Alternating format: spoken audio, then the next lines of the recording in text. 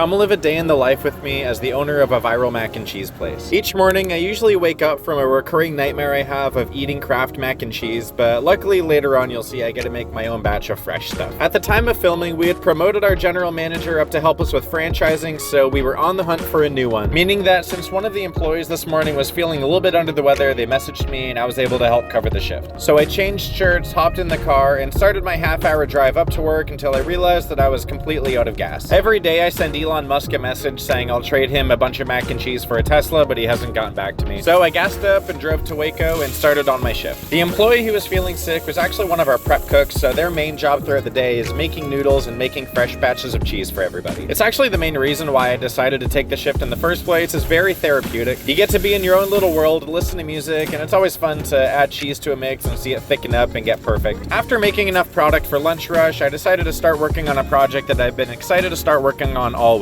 We had just gotten a shipment in of 4 different self-serve kiosks that I was super excited to set up. The main reason being it's more fun for the customers and we'll be able to spend more time making the best quality bowls in the back as we can. And instead of just having one big line during the rushes, we can have 4 smaller lines at these self-serve kiosks. Within minutes of getting them set up, we already had a bunch of people waiting to use them, so now it's time just to sit back and watch how it works operationally. I did forget to turn on a setting where it actually lets our employees know what they're supposed to be making, so we definitely figured that one out pretty quickly, so then I was able to reward myself with some cookie dough for my heroic efforts. So now that I set up a robot to effectively take over my job, I was able to sit back down and we had a little bit of a marketing meeting. After that, I got pretty motivated, so while in the spirit, I went over to the store and made one of our bowls for a future video. Sometimes I have to do a few retakes on the video because we have some fans that think I'm doing a live and they come in front and start waving and want to be a part of it, which I actually think is really fun. I'd love to keep it in the videos, but I always get distracted and start talking to them and then I never actually finish the bowl. Once I got that done, we still had some time before dinner rush, so I was able to sit down and start working on a project for one of our franchisees. This is for our College Station location, and what we did was we already took measurements of the place, and this is a way to get a good 3D look at what the whole thing might be. And while it is pretty practical in that regard, it is a lot more fun to show it to the franchisees and get them really excited at what the new location might look like. Before going home, I like doing a little competition with the employees and giving them $5 if they can get a perfect portion on the scale. And I was able to call it a day knowing that I'd hit my goal of trying to be at least 1% better every day.